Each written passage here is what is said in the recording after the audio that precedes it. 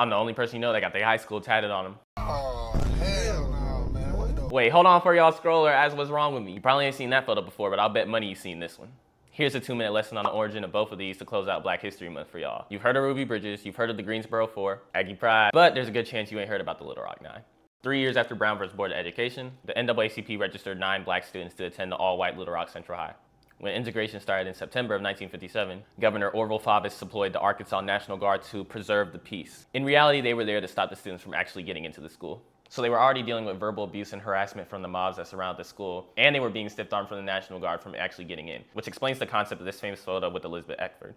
She was either 14 to 15 years old at this time. She even recalled that someone spat on her. The next 4 days, the 9 stay at home, while the guards and protesters remain at the school. Afterwards, the school district releases a statement condemning the deployment of troops, and even President Dwight D. Eisenhower gets involved by meeting with Faubus and telling him not to defy the Supreme Court. The National Guard's still there for 11 more days, until a federal judge rules that it's illegal and the guard's finally removed from the school. Without soldiers, the situation becomes way more dangerous and there's huge white mobs around the school. Police can't handle it and it's getting out of control. The 9 try to enter the school, but riots erupt and they're evacuated. Finally, President Eisenhower puts his foot down and federalizes the Arkansas National Guard and sends the 101st Airborne Division of the U.S. Army to Central High. September 25th is the first day they have full military protection, and it's the first day they're actually able to integrate the school successfully. The Army stayed for 2 months, guarding classrooms, hallways, and accompanying them between classes. After the Army left, the Guard remained. So the 9 still needed military protection for that entire first year. But they still deal with harassment, threats, abuse, and physical violence. One of them had acid thrown into her eyes. Another was trapped in the bathroom stall while they dropped flaming pieces of paper on her head. Another dropped a bowl of chili on white students who were taunting her. After more incidents, she was suspended for the rest of the year.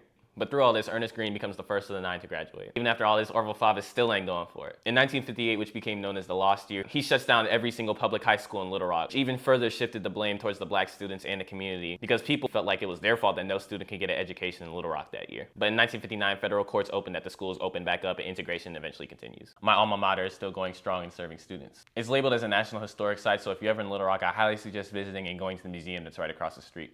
There's also plenty of videos, articles, and documentaries that you can access online to learn more. This was one of the first major acts of integrations within schools in the United States, happening before both of the examples that I named earlier. And graduating from a high school with that much history behind it is what inspired me to go to an HBCU that also played a significant role in the civil rights movement. But I hope you learned something new, so maybe next year y'all let me keep the entirety of February instead of just the first 2 weeks of Black History Month. But if you enjoyed and you're interested in HBCU tips and content, as well as some gym and tech videos, be sure to tap in.